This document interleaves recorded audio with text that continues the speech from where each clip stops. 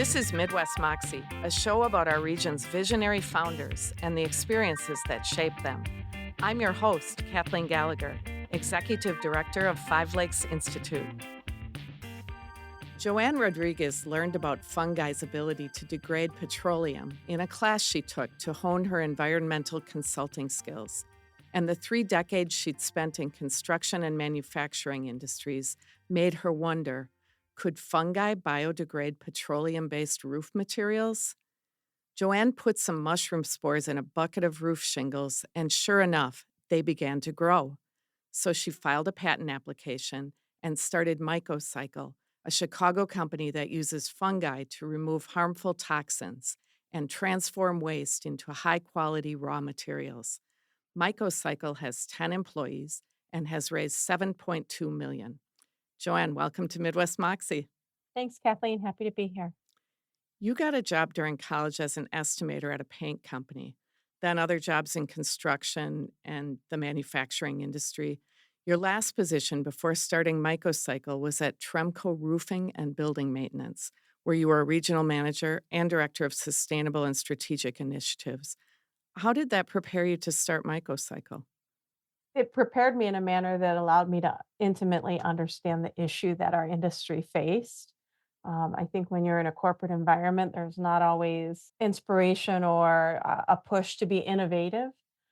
So some of that status quo of corporate also prepared me to come out and really solve some problems. See, spend decades trying to solve similar issues like where your waste goes or what type of chemicals can you safely use. And after a period of time, you're just kind of like, wait a minute, we're not getting anywhere. So I think the inaction and just the slow warship turn of a corporate environment prepared me to be able to be a bit more nimble and try to solve these problems at a much faster pace and have a lean organization that understands the problem at hand, and so we can create an alignment that moves us in a positive direction. Well, you must have seen, construction sites. It always seems like there's so much material sitting around, and like the amount of material that where does it go, right? How much does construction waste contribute to the detrimental effects on the environment?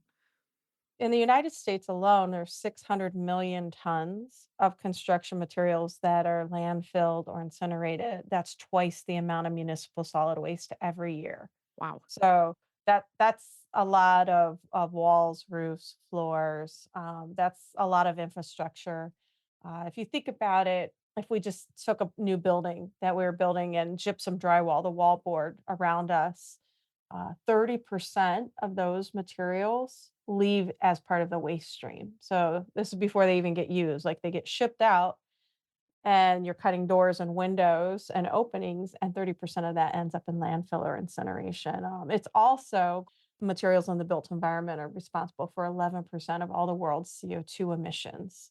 Wow. And so, if we're ever going to slow the roll on climate change and reduce our CO2 emissions, we're going to have to focus very hardly in this sector, right? We're going to have to be concentrated, and that's why you'll see more technologies emerging to impact our building stock and how we live and operate.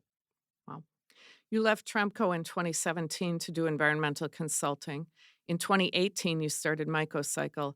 And in 2019, Mycocycle took first place in the prestigious Clean Tech Open Resiliency Challenge grant, beating out 39 other applicants from around the country. By 2020, you had your first customer. What's so compelling about Mycocycle? What's the problem you're solving in a nutshell?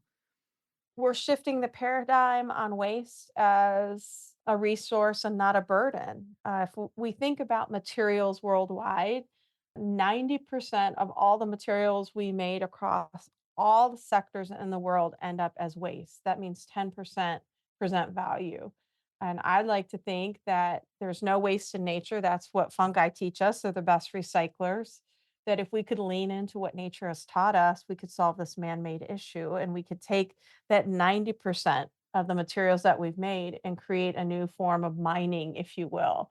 Like, let's remove these from being burned and buried and start to create new uses for them within a circular economy. And I think that that's what's so compelling about microcycles. We're solving two very large issues in the waste sector and in the material sector. At the end of the day, we're an ingredient manufacturer, and we sit right at that intersection, and there aren't a lot of technologies who have a nature focused to create waste to value in this sector using mushrooms. Yeah, speaking of nature focused and mushrooms, what kind of mushrooms do you use?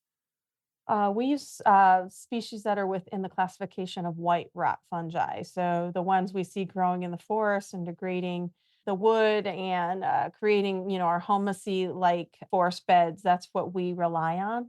They're the best recyclers known to man, and they're the best processors of heavy hydrocarbons known to man, better than any other organism out there. So they eat it? They use it as food? The bad stuff? Yeah, they do. They work in symbiotic relationships to take what they need and put back what they don't. And that's where trees and other plants take that up as nutrients. The best way to think about this is photosynthesis, it's a bioconversion. And if we talk about fungi as one whole organism, mushrooms are the cap, and mycelium is the root structure. And it's the mycelium that we are optimizing the functionality of to transform these toxic waste streams into usable byproducts. So you have these big 40-foot containers, you call them bioprocessors. You send them to customers. Can you give us an example of a customer getting up one of your bioprocessors and what they do with it?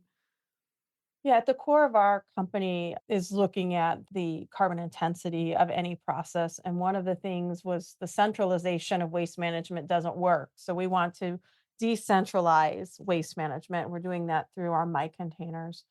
We have one outside of Kansas City, Missouri, that's been operating since last July. It processes 10 tons of gypsum drywall every month. The majority of those materials go back as clean fill, and some of them come back to feed our supply chain of global manufacturers who are in product development with us. And so, in a matter of 2 weeks, we're able to incubate in the mobile bioprocessor, allows us to provide a plug and play climate controlled condition that optimizes the growth of the mycelium through whatever materials it happens to be treating. We have another container dispatching this week to Georgia that will be processing carpet in the same manner as gypsum. So the mycelium eats the toxic stuff out of the gypsum, and then what are you left with? We are left with this composite. We could call it a mycomposite. It's a myco material plus the waste stream. So we can't make everything disappear, like poof, disappear. What we can do is create a structure that the mycelium. So remember, I said it was a great recycler, but it's also widely regarded as nature's rebar. So it grows these long filamentous structures that create a natural weave. The cell structure of the mycelium is made of chitin, which is a naturally occurring biopolymer. So what we get at the end of the 2 week when we harvest the new materials is a block of product, and we stop the growth of that so it's inert, and then we can grind it or shred it or grow it into forms to create new bio-based ingredients that manufacturers then put into their products. We don't want to be the new flooring manufacturer, the new insulation manufacturer. We want to provide the ingredients to allow for the manufacturers to do what they do best. Does it always net the same product? So wallboard gives a raw material for wallboard and carpet gives a raw material for carpet, etcetera? It's not always a one-to-one equation, no. So, like, the gypsum wallboard creates what we call our Mycofill G, for gypsum. That's our first product into market. It's a redless chemical-free material that bears a third-party validated declare label from the International Living Future Institute. That goes in as a filler, something like calcium carbonate or aluminum trihydrate that manufacturers around the world, not just in the built environment space, but like your desk has a filler in it, your paint has a filler in it. It can be used instead of mining something from the earth. So, as much as the waste treatment is a part of our equation, so is the reduction of extraction of virgin raw materials. Our carpet products, we're really looking at how those can become compounded and extrudable materials to replace things like nylon 6 and other plastics that go into carpet materials. And so some of the manufacturers we work with globally are also looking at how do they replace plastics with new forms of biopolymer from our process. You've got a liberal arts education and sales and management experience, so you must have some scientists working with you on this? We do have a few scientists. I have a technical background, but I'm certainly not a scientist. So we have a PhD mycologist from the University of Wisconsin, Rebecca Shea. She's been with us for about 4 months now. She's worked in mycelium production on the food side of the world. So we see that scaling and being replicable on the industrial waste side of the world. We also have a director of fermentation that had joined us from Meaty Foods. He's scaled at the 45,000 liter reactor scale, Burke Akin, also a Midwesterner. He's got his master's from Northwestern University. So we really are building this deep scientific bench from the business side as well. Our production and facility manager, Wendy Yules, came from Nature's Fine. And so we don't have to reinvent the wheel, and we get to apply the best of the best to what we're developing and trying to get there faster. What's been the biggest challenge to building Mycocycle? I believe the biggest challenge is believing that mushrooms can do this, right? It's already been doing it. When I talk about trash eating mushrooms, people are a little bit, skeptical. Uh, they're like, well, if it's that easy, then why are we not just throwing spores everywhere and like throw it on a pile of trash and be done with it? And I am just very quick to remind people that technology develops. We didn't just take a tree from the forest and have paper. Like, there's a process of, creating fibers and extracting pulp. We're doing the same thing, just optimizing these functions. So it's not as easy as just taking a mushroom and throwing it on waste. And I think it's also a diversity of backgrounds that really is special for us, that we have people in the waste to value space and waste recycling and circularity, as well as the scientific side of the house, to bring this diversity of perspectives and problem solving these massive issues. And that's really what gives us the advantage and the ability to lean into what the fungi have taught us already. Give us the big picture. What do you aspire to with Mycocycle? What can it become?